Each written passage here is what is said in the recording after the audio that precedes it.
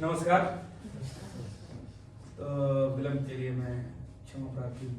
कुछ चीज़ें हैं जो हमारे वश में कम होती हैं और थोड़ा इमोशनल होता है इंसान, तो और भी थोड़ी चीज़ें बदल जाती है। तो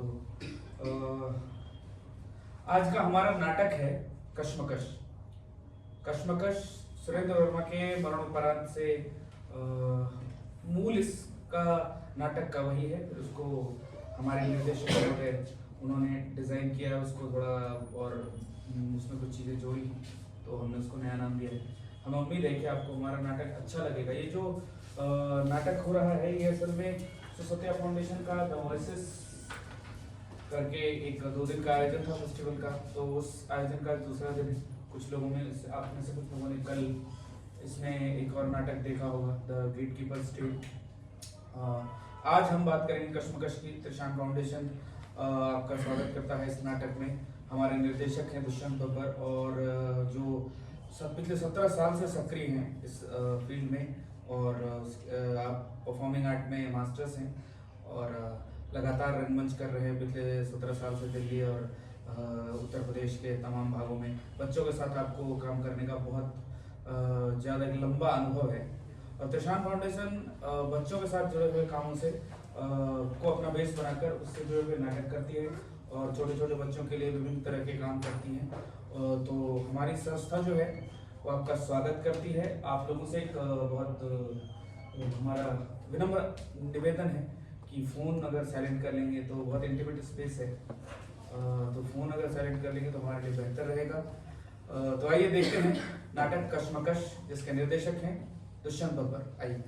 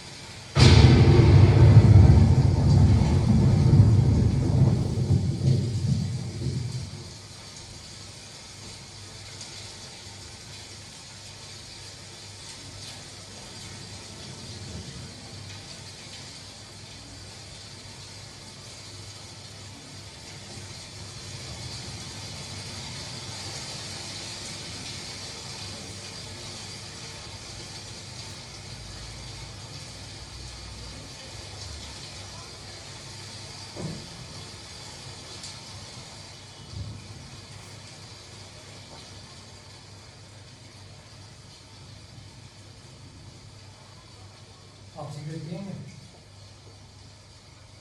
ऐसे आप पीते तो नहीं।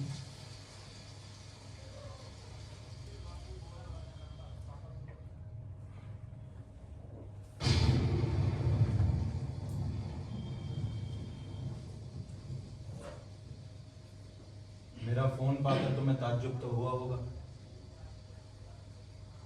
शायद। पहले कभी देखा है मुझे? सिर्फ 2-3 तस्वीरों में। वैसे पिछले 5 दिनों से सोच रहा था कि पता करूं कैसे।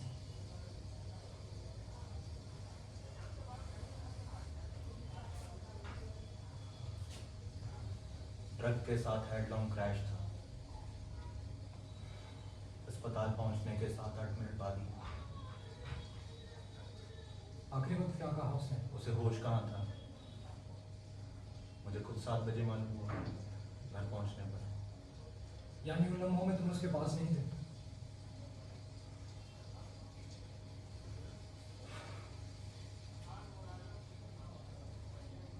तुम्हें कब पता चला?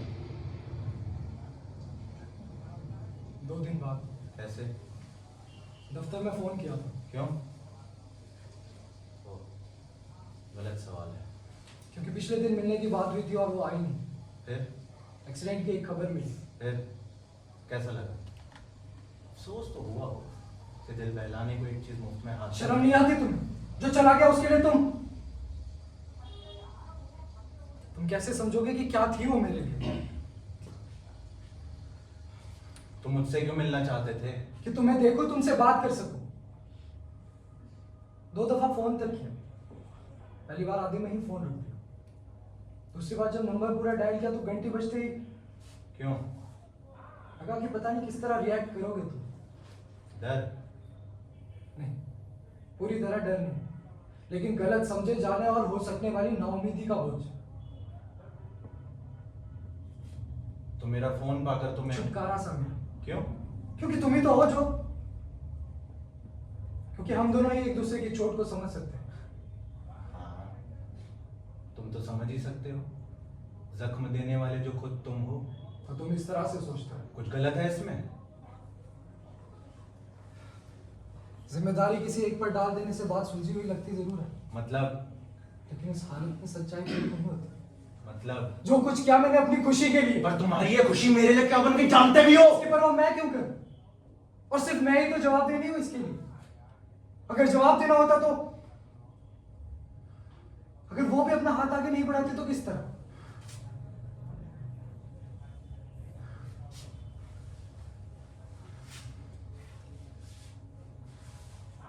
तो मेरा फोन पाकर तुम्हें ताज्जुब नहीं हुआ?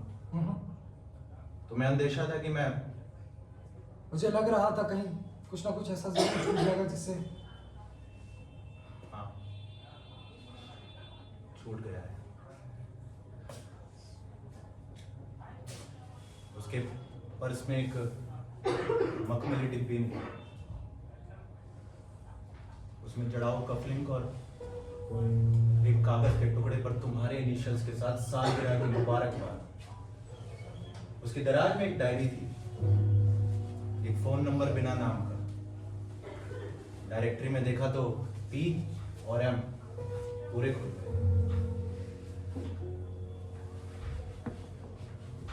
अगर ये चीजें ना मिलती तो? क्या मतलब? तुम्हें कभी कुछ खटका नहीं? कई बार उलझन जरूर होती थी। जैसे?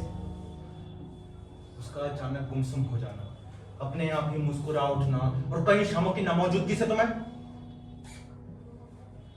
वो बहुत सर्द हो गई थी। क्या बात है भाई, मुझे भी बताओ, मैं भी हंस लूं तुम्हारे साथ। हेलो, सुन भी रही हो? हाँ। तो जवाब क्यों नहीं दे रही? मूड नहीं है।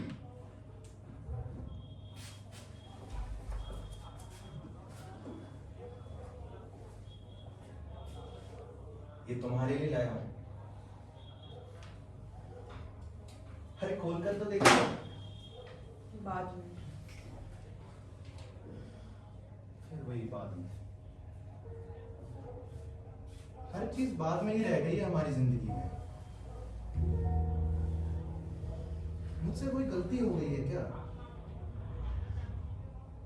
साफ साफ बताओ। मुझसे नफरत हो गई है? ऐसा कुछ नहीं। तो फिर क्या है? मुझसे बात नहीं करती, मुझसे नजरें नहीं मिलाती, मेरे साथ बैठती मैं तक थक नहीं। चुकी हूँ। किससे?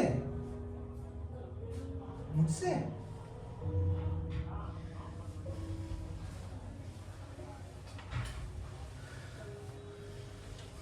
अच्छा ठीक है, छोड़ो ये सब। तुम्हें याद है जब मैं तुम्हें चुपके से कॉलेज से लेने आता था तो तुम डरते डरते बैठती थी मेरी बाइक पर, फिर जोर से हंसते हुए कहती थी, बच्चू अगर पापा ने देख लिया ना तो तुम मारे जाओगे। सारी रात घूमते थे हम, स्टेशन, चाय की दुकान, पार्क। पैसे नहीं थे हमारे पास, हाँ मानता हूं, लेकिन खुशियां तो बेहिसाब थी। वो बचपना था। जाना वो प्यार था जो अब कहीं मर चुका है। मत कहो ऐसा। तो फिर दिखाओ कि जिंदा है, मुझसे बात करके दिखाओ, मेरे साथ बैठ कर दिखाओ, मुझसे नजरें मैं मिलाओ। वो नहीं रही। क्यों? क्यों बदल गई तुम? क्योंकि मैं हर दिन खुद को अकेला महसूस करने लगी। तुम मेरे पास थे पर मेरे साथ नहीं थे। मैंने तो सब किया। नहीं। तुम कमाते रहे, भागते रहे, थकते रहे और मैं बस इंतजार करती रही। लेकिन मैंने ये सब और हमारे मैं लिए। तुम्हारे लिए जीती रही, पर तुमने कभी देखा ही नहीं।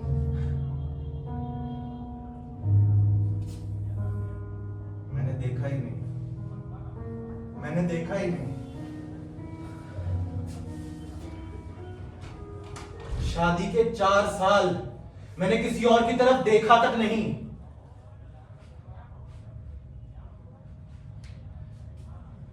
मेरी पूरी दुनिया तुम थी। ठीक, पर अब नहीं। मतलब अब मैं बेकार हो गया? नहीं, बस अब देर हो गई किस चीज की? मुझे समझने में और तुम्हें दिखाने में।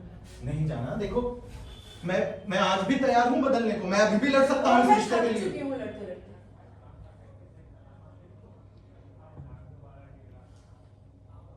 तो छोड़ दोगी? पता नहीं, पर मेरे दिल में अब पहले जैसा कुछ नहीं बचा। तो ये शादी शायद बस एक नाम बन रहेगी। मैं तुम्हें खोना नहीं और मैं खुद को चाहता। खो चुकी हूँ।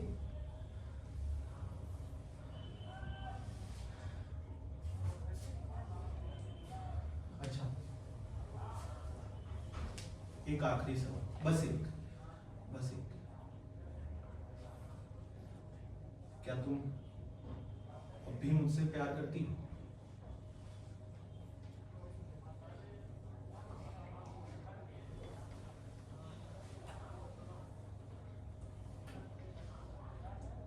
मुझे याद है कि कभी करती थी,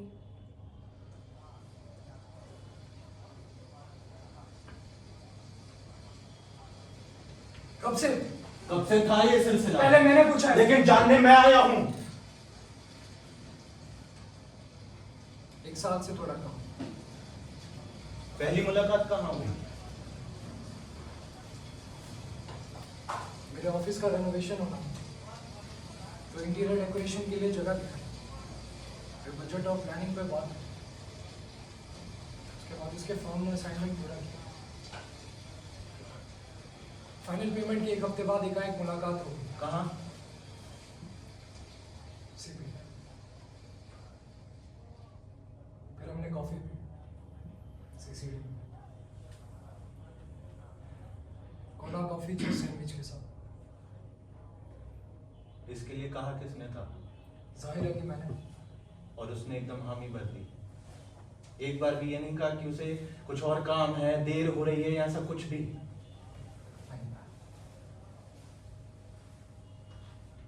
फिर अगले हफ्ते मैंने फोन किया।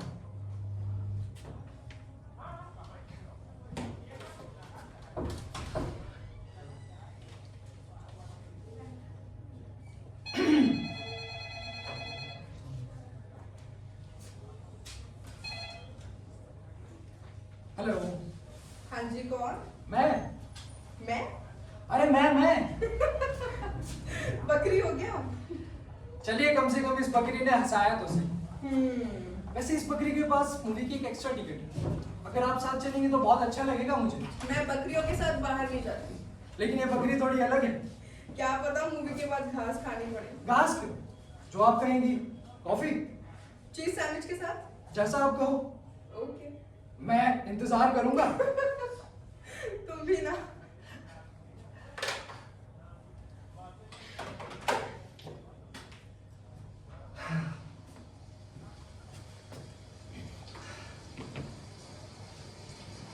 पहली बार उसका हाथ वहीं थामा था।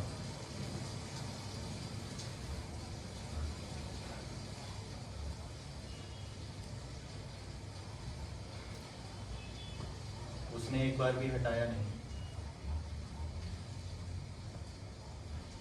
लोग कहाँ बैठते थे? सिविल, लाजपत नगर, रीबाग। पहली बार उसे चूमा कहाँ था? और पहली बार कहाँ? ये कैसा सवाल है? सही सवाल तो है। ऐसा तो हुआ नहीं होगा कि तुम ना। क्यों? Feeling uncomfortable? उस वक्त तो अनकंफर्टेबल नहीं थे जब मेरी बीवी को लेके बिस्तर पर? बताओ ना कहाँ? मेरे घर में, मेरे कमरे में, मेरे बिस्तर पर? वहां नहीं, क्यों? नहीं चाहते थे। क्यों? उस घर में घुसते ही बहुत तीखा हो जाता था गुनाह का एहसास। ऐसा लगता था तुम्हारी मौजूदगी में ही। कौन करता था महसूस? तुम? दोनों। पहले कहा किसने? याद नहीं, कोशिश करो। शायद उसी ने। लेकिन क्यों करती थी वो ऐसा? क्योंकि करती थी। इस सब के बावजूद? इसी वजह से। झूठ है। क्यों बोलूंगा भला? तुम ही जानते होगे।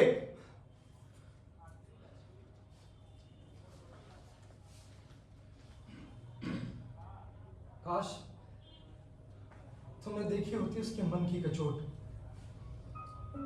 पास आते आते उसका छिटक जाना, और बाद में तकिए में सर छुपाए कमजोर हो जाने का गुस्सा और सुख की शर्मिंदगी। उसे तुम्हारा बहुत ख्याल रहता था, और तुम्हारे बारे में बहुत बातें करती थी। तुम्हें परकोलेटर की कॉफी पसंद है, तुम्हें सब्जी में प्याज अच्छा नहीं लगता, तुम मिठाई के लिए एलर्जिक हो, बर्फ का पानी पीने से तुम्हारा गला खराब हो जाता है। कभी कभी तो लगता था कि जैसे वो मुझे ही सजा दे रही है।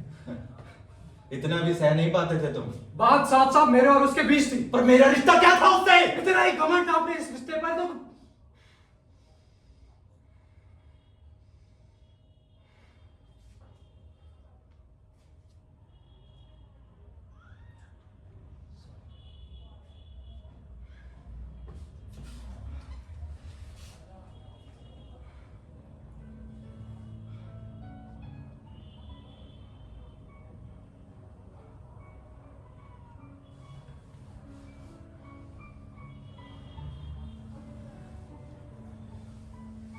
उसके लिए कितनी जगहों से जुड़े हुए थे तुम। हम मैंगर्स नहीं जाते थे क्योंकि वहां की पेस्ट्री तुम्हें पसंद थी। डूबता सूरज देखने के लिए हौस खास नहीं, लॉन्ग ड्राइव पे नहीं, लोधी गार्डन नहीं क्योंकि तुमने वहां से प्रपोज किया था। कौन नहीं जाना चाहता था? दोनों। क्यों? उसे लगता था उसका पहला एहसास झूठा हो जाए। डूब नहीं पाती थी इस साथ में। चलते इंडोले की तरह कभी ध्यान इस तरफ तो कभी उस तरफ। तुम हमेशा मौजूद थे कहीं ना कहीं। उसकी साड़ी के पल्लू पर कहीं तुम्हारी उंगलियों की छुप, अंधेरे में दबे पांव चलने की आह, बंद खिड़की के पीछे कहीं तुम्हारी आंखों की चिंगारी। मैं कभी जज्ब नहीं हो पाया उन लम्हों में। हमेशा रहती थी वो चुभन कि कल रात तुमने उसे छुआ था और आज रात और मुझे किसी तरह की कोई चुभन नहीं थी। तुम कैसे समझोगे?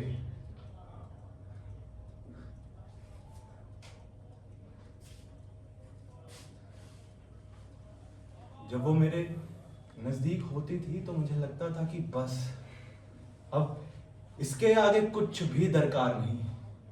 सारा सुख, सारा इत्मीनान, सारा सुकून यही तो है।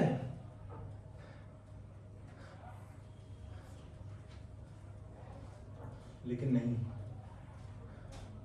गलत थे वो सारे लम्हे। वो सारा का सारा एहसास ही गुम रहा था। और यही इल्जाम लगाया था मैंने उस पर कि वो बस अपनी शादी की उकताहट दूर करें। लेकिन मैंने तुमसे कहा तो है कि वो बहुत सख्त हो गई थी। 1 साल पहले से। इस 1 साल पर इतना जोर क्यों दे रहे हो? क्योंकि तभी तो मिलना हुआ था उससे। पिछले कुछ दिन जब बार बार ये शक डंक मारता था, जब आगे बढ़ा हुआ हाथ वो लौट आता था पीछे की, जैसे उसने लंबे घुंघराले बाल नहीं, सांप की छोड़ी हुई केंचुल छुई हो। और जब इस शक की कड़वाहट इस तरह घुल गई थी मन में कि साथ की घड़ियों का जो एहसास बाकी बचता था वो इसी का सैलेपन।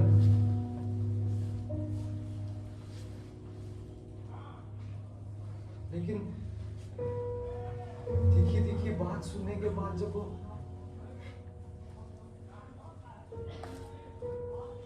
सर नीचे की उंगलियों में रुमाल का कोना लपेटती खोलती, बड़ी बड़ी पलकें उठाकर देखती थी इस तरफ, तो तुमने पहचान ली थी वो खासियत। दरअसल सबसे पहले जिस चीज ने मुझे खींचा था वो यही नजर थी, एक दोस्त के यहाँ गार्डन पार्टी में। जब मैंने उसे पहली बार देखा था तो मैं तो और उसकी हंसी जो मैं सैकड़ों की भीड़ में भी पहचान सकता था। शहरी के 2 पैक पीने के बाद कितनी हल्की हो जाती थी, तुम मासूम कबूतर की तरह। कभी इस टहनी पर, कभी उस जुर्मुट में, कभी लंबी उड़ान के साथ झील के उस पार।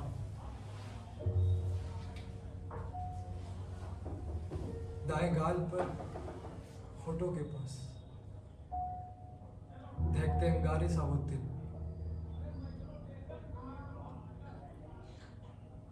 तुम उसके साथ सीरियस थे? नहीं होता तो शादी की बात होती कभी? हुई थी। क्यों ना होती? वो कोई जिंदगी थी आखिर। तुम हमेशा ऐसे हंसती हो ना? सॉरी। अच्छा ये बताओ,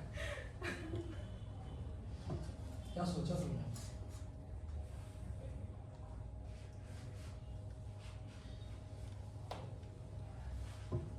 मुझे देर हो रही है, कब तक भागोगे इस सवाल से? मुझे वक्त चाहिए। हर बार भाई, मुझे वक्त चाहिए, मुझे सोचना है, मुझे सच चाहिए, बहाने नहीं। ये बहाने नहीं है, मेरी मजबूरी है। मजबूरी या डर? सच बताओ, तुम डरती हो ना फैसला लेने से? तुम्हें जो ठीक लगता है तुम सोच सकते हो। तुमसे भाव नाम है जो हाँ, डरती हूँ, क्योंकि मेरा एक फैसला 3 जिंदगियां बर्बाद कर सकता है। और हमारी जिंदगी, उसका क्या?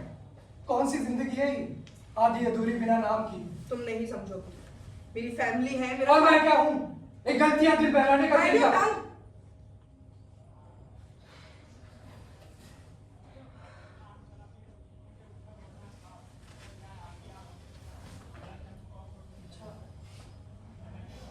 अच्छा, सॉरी पापा, मैं तुम्हें कैसे समझाऊं कि तुम मेरे लिए बहुत कुछ हो। बहुत कुछ सब कुछ नहीं होता, मुझे सब कुछ बनना है या कुछ भी नहीं। मैं अपने पति को सच बताने की हिम्मत नहीं जुटा पा रही, नहीं है मुझ में इतनी हिम्मत। मैं दुनिया हूं उसकी। और मैं क्या हूं? हर रात तुम्हारे जवाब का इंतजार करता हूं और हर सुबह खाली हाथ उठता हूं। अगर सब ऐसे ही चलता रहा तो मैं टूट जाऊंगी। और मैं टूट चुका हूं शायद न जीकर। कभी लगता है कि तुम मेरी हो और कभी लगता है कि मैं सिर्फ एक गलती हूं तुम्हारी। गलती नहीं, तुम मेरी कमजोरी हो। मैं तुम्हारा गिल्ट हूं। किसी को दिल में जगह देने के बाद उसे अधर में नहीं छोड़ा जाता। मैं भी कुछ भी सोचने की हालत। तुम्हें कब तक बनता रहूं तुम्हारी मुझे नहीं कुर्बानी? पता, मुझे सच में नहीं पता। अपने दिल पर हाथ रखकर कहो, क्या तुम मेरी बन पाओगी कभी? मुझे वक्त चाहिए खुद से लड़ने के लिए और सच का सामना करने के लिए। और इस वक्त के बाद भी जवाब ना हुआ तो?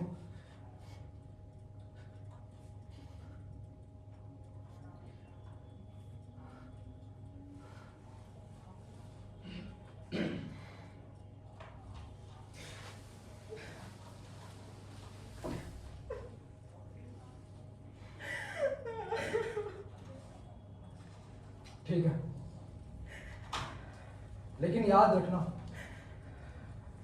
हर इंतजार की एक सीमा होती है।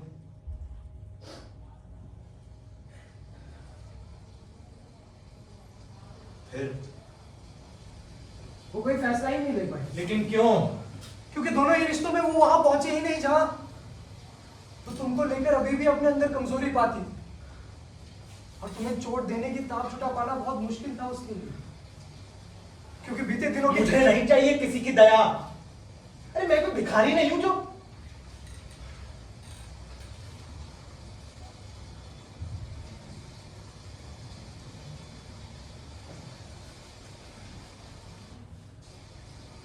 मैं आज तक समझ नहीं पाया कि हमारे बीच सब कुछ कैसे नामालूम ढंग से बुझ गया।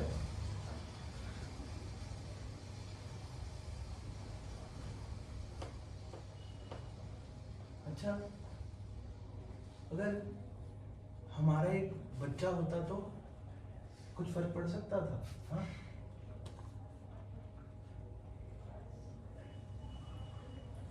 लेकिन फर्क पड़ना ही होता तो वही दलील ही क्यों देती कि वो बंधना नहीं चाहती है इसे।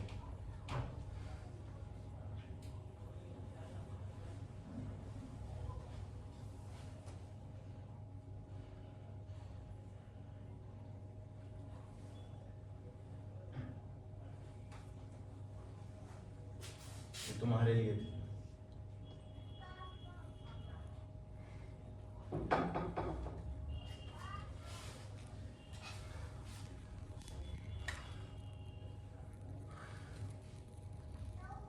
छुट्टी ली है अभी? कब तक की? परसों खत्म हो रही है, पर और बढ़ा लूंगा। क्यों? क्या ये बेहतर नहीं होगा कि काम में ही डूब कर? मैंने भी छुट्टी ली थी 2 दिन की, लेकिन खालीपन इस तरह छा जाता है दिलो दिमाग पर कि यादों के दबाव से नसें फटने लगती है। और बेकार की बात है कि अगर ऐसा हो जाता तो ये नहीं होता, अगर वैसा हो जाता तो बात यहां तक पहुंचती ही नहीं। बिल्कुल फिजूल के ख्याल जिनका कोई मतलब ही नहीं। इसलिए बस दिन भर काम, देर रात तक किसी रेस्टोरेंट और फिर बिस्तर। नींद कैसी आती है? कभी गहरी कभी उष्टी। कौन कौन है घर में? सभी लोग। वो गई है कभी तुम्हारे यहाँ? इसीलिए तुम एक हद तक काट सकते हो अपने आप को, लेकिन मेरे घर की तो हर एक चीज से उसकी याद जुड़ी हुई है। मैं एक खिड़की खोलूं तो मैं एक पर्दा हटाऊं तो मैं तो 10 सेकंड नहीं काट सकता उस 4 दीवारी में, जब किसी ना किसी बहाने से उसकी याद मुझे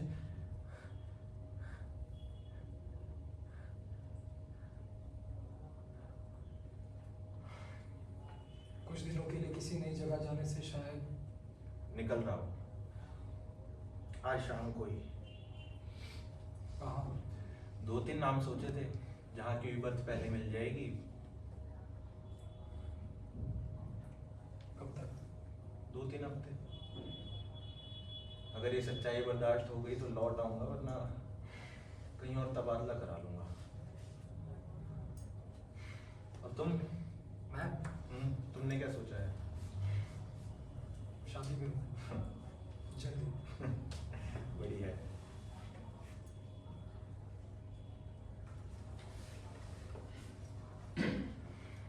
मैं पिछले 2-3 दिन से बराबर यही सोचता रहा कि मान लो अगर ये डिब्बी या और कोई भी चीज़ मुझे ना मिली होती या मुझे कुछ भी मालूम नहीं पड़ता, तो मैं यही समझता कि उसके होते हुए सब ठीक है। तो क्या गलत हो जाता है इसमें?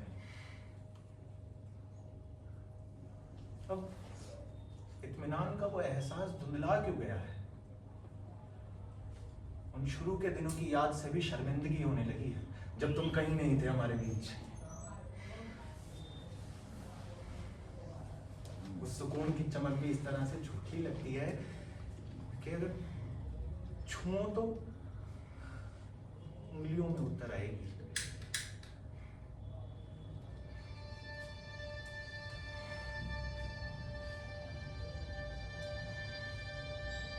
वैसे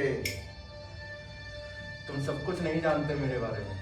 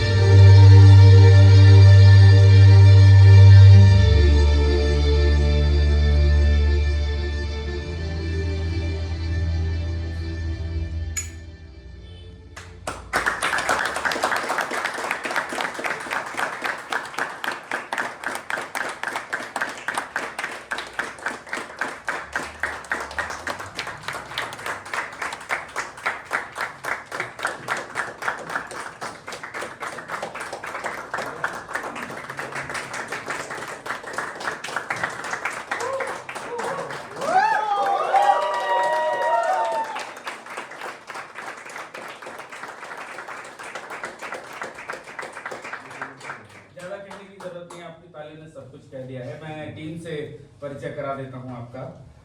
पहले तो ये प्रस्तुति थी त्रिशान फाउंडेशन की, और सबसे पहले कास्ट से आपका तारुफ करवाता हूँ। हस्बैंड थे भरत कुमार,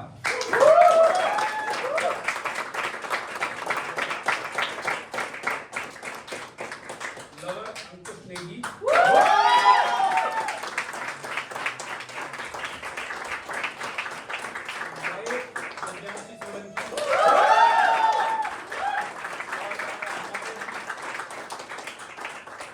लाइट पर थे नीतीश कुमार झा, हमारे टेक्निकल कोऑर्डिनेशन में भी उन्होंने हेड किया है हमें, तो नीतीश के लिए एक बार फिर से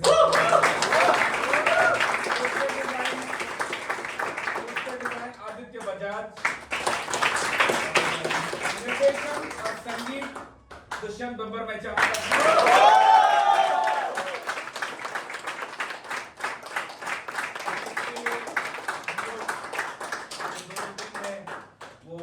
फाउंडेशन के और उनकी जो डायरेक्टर है उन लोगों का मैं बहुत बहुत आभारी हूँ कि उन्होंने हमें मौका दिया। आज वो किसी कारणवश हमारे साथ नहीं है। एक बार फिर से टीम के लिए जोरदार ताली हो जाए।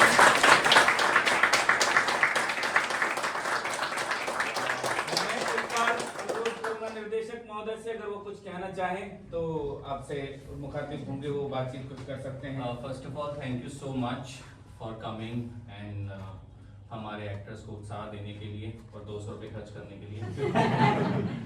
त्रिशान फाउंडेशन के मालिक से मैं आपको मिलवाना चाहता हूँ।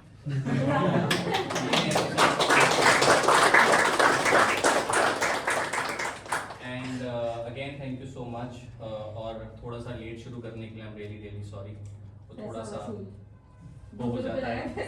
And I really want to thank Rajiv. Rajiv can you please come here.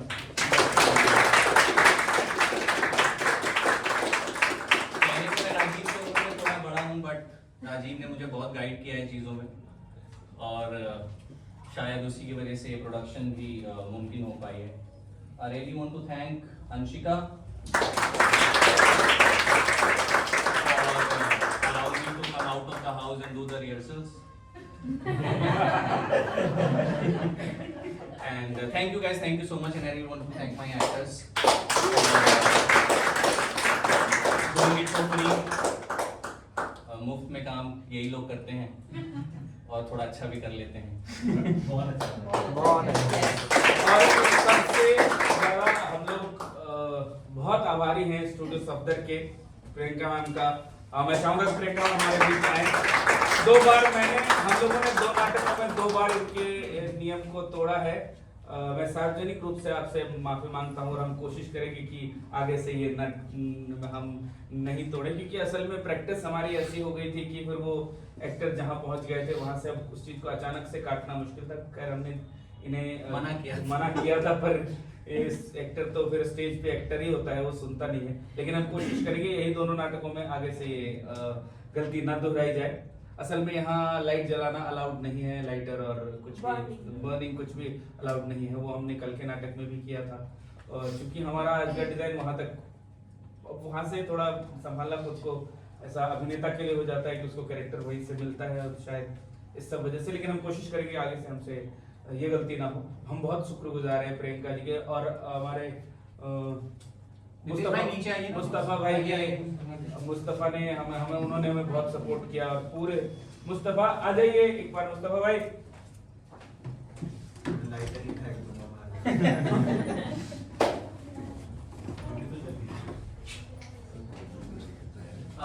Do follow Trishan foundation on Instagram, ताकि आपको आगे की अपडेट मिलती रहें। आप अगर इंस्टाग्राम में ज़्यादा फॉलोअर्स नहीं होता, आप मुझे भी फॉलो कर सकते हैं, ठीक है। दुष्यंत बब्बर ऑफिशियल के नाम से मैं मिलता हूँ। मुस्तफा भाई एक बार मुस्तफा भाई के लिए जोरदार ताली।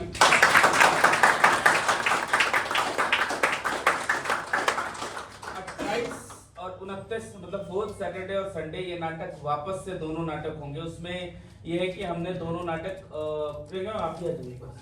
ये दोनों नाटक जो है वो एक के बाद एक होंगे, और वो दोनों दिन होंगे, 2 शो, मतलब एक शो इसका और एक शो उस नाटक का। तो मैं चाहूंगा कि अगर आपको अच्छा लगा हो तो आप बिल्कुल लोगों को रिकमेंड करें और उसके टिकट आज या कल में बुक माई शो पे लाइव हो जाएंगे। तो ये हमने दोनों शो ओपन किया था, इसलिए हमने इंटरनली सोचा था कि हमारे अपने ऑडियंस जो अब एक्टर्स के आसपास के लोग हैं या डायरेक्टर के आसपास के लोग हैं, टीम के आसपास के लोग हैं, तो वो देखें, एक फीडबैक हमें जरूर दें, हमारे लिए लिखें, अच्छा बुरा। हम हमेशा ये नहीं कहते कि हमारे लिए अच्छा लिखें, अगर आपको कुछ भी बुरा लगा है, वो तो कुछ लोगों ने कल का नाटक भी देखा था, जो भी बुरा लगा है तो उसके लिए फिर वो लिख सकते हैं हमें हम बिल्कुल अपनी आलोचना को ज्यादा अच्छे से लेते हैं। मैं शादीशुदा हूं तो मैं ले सकता हूं। मुझे आलोचना मैं शादीशुदा नहीं हूँ लेकिन मैं आलोचना ले सकता हूँ, ठीक है। मैंने मेरे पति रोया था तो मैं भी बीवी रही हूँ। मैं इसकी मदर ही हूँ पर। हाँ वो तो मुझे पता है। वो असल में कि लास्ट नाटक हमने गिद्ध किया था और उसमें हमने असल में हमारी रेपेट्री है रंगकोसी, तो उसमें हमने मिनिस्ट्री ऑफ कल्चर का लोगो लगाया और मैं आप लोगों के सामने ऑन रिकॉर्ड किया था। बहुत खराब किया था हमने वो शो नाटक, जो असल में नाटक बहुत भारी भरकम था और लोग बहुत नए थे और गिद्ध बहुत कम लोग हैं जो एक्सेप्ट करते हैं। मैं एक्सेप्ट करता हूँ कि हमने वो नाटक खराब किया था। तो उसके बाद हमें किसी ने लिख के एक बड़ा लंबा सा मैसेज किया था कि तुमने मिनिस्ट्री ऑफ कल्चर के पैसे को बर्बाद किया है, ऊपर से हमसे भी 200 रुपए लिए, वो पैसे वापस करो। मैंने कहा देखो भाई, पहले तो मैंने उसको उसने बोला कि निर्देशन में कुछ नहीं था। मैंने कहा वो हो सकता है, ठीक है, मैं हूँ, मेरे निर्देशन में कुछ नहीं होता है, अभिनेता में कुछ नहीं था। मैंने कहा ये तो एक्टर बताएंगे। फिर उसके बाद उन्होंने जब मिनिस्ट्री ऑफ कल्चर पे बात की तो मुझे गुस्सा तो आया, लेकिन क्या करता, खराब नाटक तो हमने किया था। फिर उसके बाद तो हम फ्री हैं, आप हमें लिख सकते हैं, हम बिल्कुल बुरा नहीं मानेंगे, कुछ अच्छा हो तो जरूर लिखें, वो इनके लिए बहुत अच्छा होगा। बहुत बहुत धन्यवाद, बहुत बहुत शुक्रिया आपका। पूरी टीम की तरफ से आपसे गुजारिश करेंगे कि हमें आगे अगला जो हमारा शो है उसको प्रमोट करें, अच्छा लगा हो तो हम आप लोगों से गुजारिश करेंगे हमें प्रमोट करें। धन्यवाद। And one more, Ritika Sharma, she is not here today, but she was a part of the team. मतलब दुनिया में है यहाँ। ये रिकॉर्ड तो नहीं हुआ। बहुत रहा है। So again I'm repeating, please do follow Rangkosi Trishant Foundation on Instagram ताकि आपको आगे की अपडेट मिलती रहे। Thank you so much. Now you can talk to the actors, give your feedback. Thank you so much everyone. Thank you so much.